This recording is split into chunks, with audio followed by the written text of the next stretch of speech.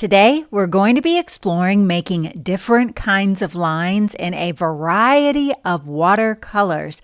And of course, we're going to use our good buddy Larry the Line as inspiration, not only for making our lines, but once our watercolor lines dry, to create patterns and designs. Let's begin with watercolor paint. And I've laid out my watercolor paint with the warm colors at the top and the cool colors at the bottom. The warm colors are magenta, red, orange, and yellow. The cool colors are green, turquoise, blue, and purple. Today, we're going to be using a paintbrush, a cup of water, a piece of paper, and those paints. To begin, I'm just going to put water on my brush, and I'm going to paint what I'm calling an invisible line across my paper. But I can see it. It should look kind of shiny. And on that shiny, watery line, I'm going to tap, tap, tap my brush. And what you're going to see is that the watercolor paint is going to spread out. Because I'm painting wet paint on a wet line, this is called wet on wet. And when the water touches the watercolor paint, the watercolor paint spreads out, which is really cool because I love to see how the different colors mix together. Because the colors are mixing together, it's important that we use colors that mix well together. So that's why I'm only using the warm colors for that horizontal line. Let's paint another invisible line. You can kind of see it. It's a little bit shiny, and I want to make sure my whole paper is shiny and wet. I'm going to use the warm colors again, and with yellow on my brush, I'm just tapping that wet line. Remember, I can see it because it's really shiny. I know it's a little hard for you to see, but because I'm painting wet on wet, I want my wet brush to only touch the wet line. That way the colors spread out and mix together. Look, that actually kind of looks like Larry. Once again, I'm only using the warm colors here because those are the colors that blend together nicely. Maybe on my next couple of lines, I'll switch to the cool colors. By the way, when I get ready to make my line, I need to make sure to clean my brush.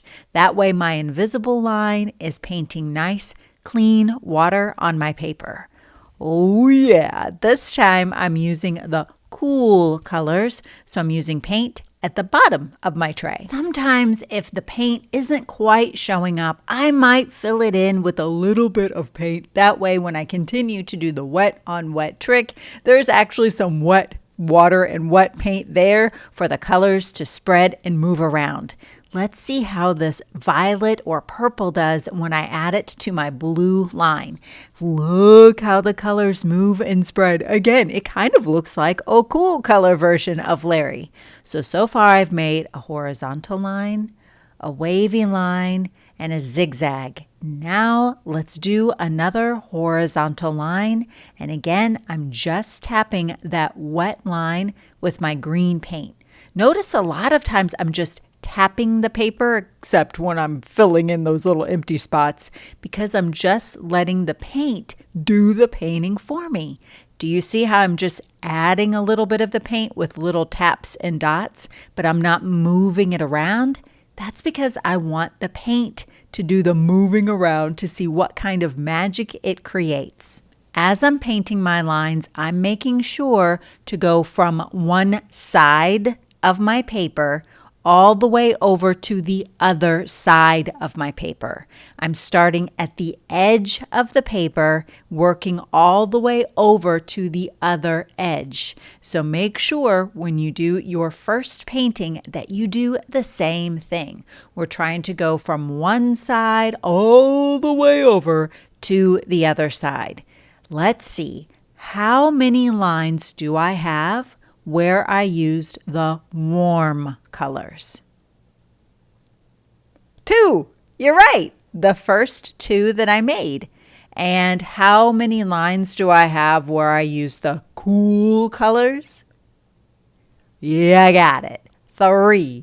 And now I'm back to using warm, and this time I made a dotted line by just tapping the color onto those little spots. I love to see how the color moves around. Now, when we're doing this kind of painting, your paper is going to be extremely drippy and wet. So never ever pick up your painting and hold it up and down, or else all of your colors that you've made on your artwork will drip. So we always want to make sure when we're doing a watercolor painting that's very wet like this, that we keep the paper nice and flat. So if we take it to a drying rack, we have to make sure to hold it very flat. If you tilt it or stand it upright, it will drip. Then we're going to let these beautiful works of art dry completely before we do the next step. Now that I'm almost finished practicing making all of my lines using the watercolor method called wet on wet, using warm colors and cool colors, now I can kind of do a little bit of an abstract version. Instead of just painting all of my lines from one side of the paper all the way over to the other side of the paper, I can make them any which way on my paper. So we're going to use the same method of painting with an invisible line first, adding either warm colors or cool colors, and then we're going to have 2 paintings that we've created. When I'm finished with this painting, I'm just going to very carefully scoot it over so I can start my next one. Okay, for this one, I don't have to start, remember, from one side and go to the other side. I can start anywhere. And I decided to start with a spiral. Now, I did speed up the video a little bit, so if it looks like I'm painting pretty quickly, now you know why.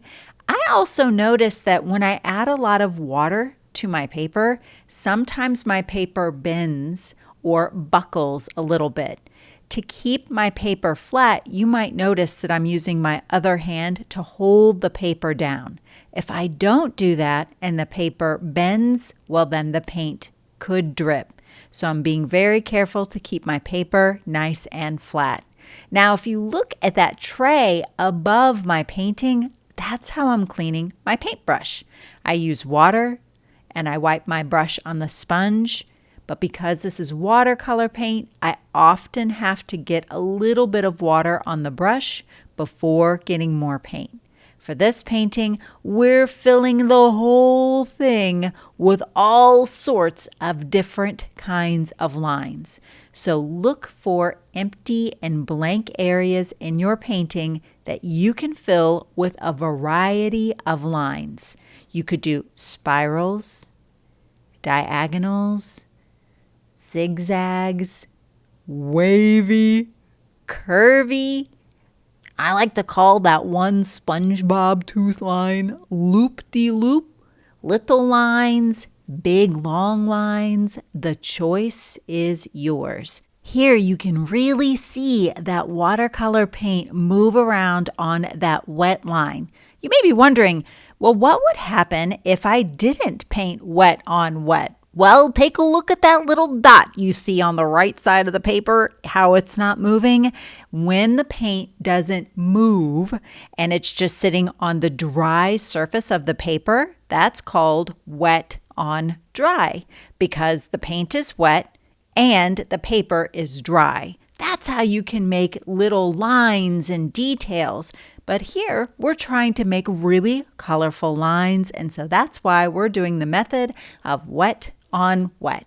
Now, once these works of art are complete, we definitely have to let them dry completely before we get out Larry, an idea sheet, and a permanent marker and start adding some line designs to these colorful lines that we are going to be transforming into colorful snakes. So as you're painting, keep a lookout on your work of art to see which ones would make a really good Larry. All right, I'm just about finished with this, and I'm ready to get started on my drawings of Larry the Lime. Now that my painting is completely dry, I get to look at my work of art and search for some Larrys, and I've already spotted one. Your first step is to use your permanent marker, and slowly and carefully, you are going to trace around the outside line of your colorful line. So right now I'm drawing Larry's belly, which I'm guessing is a little bit tickly for Larry. This part right here really looks like a rattly tail for me. And now I'm going to go slowly and carefully tracing around my painted line for the back. Once I have Larry traced, then I need to decide where his cute little face will be. And I think this end right here is perfect. I'm going to draw one eye. The other eye is on the other side of his face. Maybe I'll add a little highlight, a tiny line for the nose, and maybe even some curved lines now for the designs. The reason I'm using a rounded or a curved line is because Larry and snakes are not flat like a piece of paper. They're rounded. If you were to pick one up, which I don't think I would be picking up a snake unless, of course, it's Larry, your hand would have to make a round motion to pick it up because Larry is round. And to show that in your work of art, you'll use a rounded line. Now, I made a bunch of little sections in Larry with those rounded lines, and in each one of those sections, I'm going to be creating a different line design.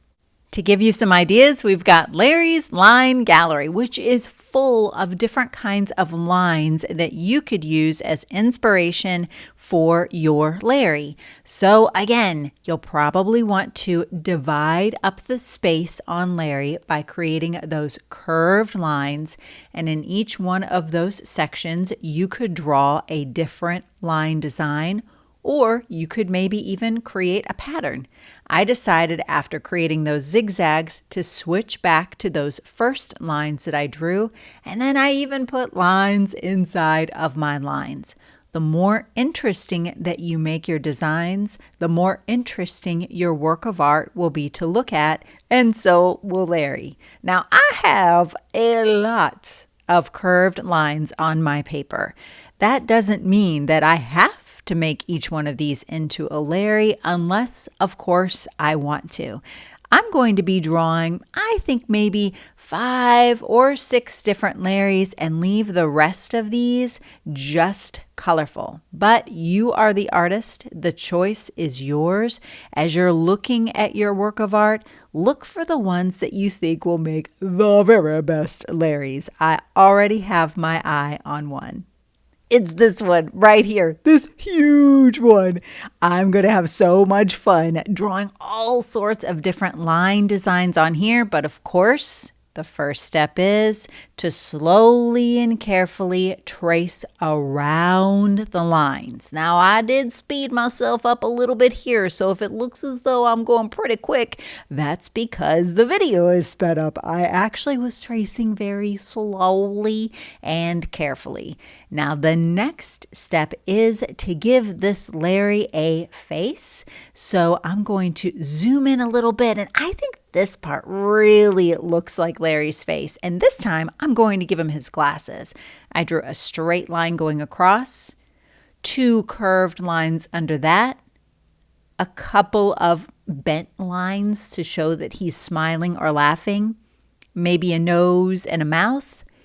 I'm going to now give him his little curly cue for his hair. I don't know why he has hair. I don't think snakes have hair, but you know what, Larry, he's different, so he does. The next step is to draw those lines. Remember, that's how we are breaking up the space. That'll give me different sections to draw my patterns. And again, I'm using that curved or rounded line. And I can use my idea sheet to inspire me to draw different line designs on Larry. Now watch me draw super duper fast as I put all of these patterns and line designs on Larry and then search for other Larrys to create. Now I am going to share with you just one more time how to draw draw the face on Larry, so I need to find the perfect Larry. Do you know which one I'm going to pick? Which one will it be? Kaboom, it's the one right there in the middle. Of course, I'm tracing slowly and carefully around the body first, and then let's zoom in. I'm going to draw a line for the top of the glasses, a little curve here, whoop, a little curve there, whoop. Maybe make the top of the glasses a little bit thicker. Maybe add his eyes, a couple of nostrils because breathing is always great, a mouth, and then maybe this time some eyebrows. Do snakes have eyebrows? I don't know, but Larry does, and that's all that matters. I know that your work of art is going to be amazing, filled with phenomenal patterns and colorful lines, and you're going to have an absolute blast making it. And I can't wait to see what you create. So I hope that you've had a lot of fun, learned a ton, use your warm colors, your cool colors, that brand new wet on wet technique that we talked about, and of course, enjoyed spending your time with Larry the Line. I'll see y'all real soon. Toodles!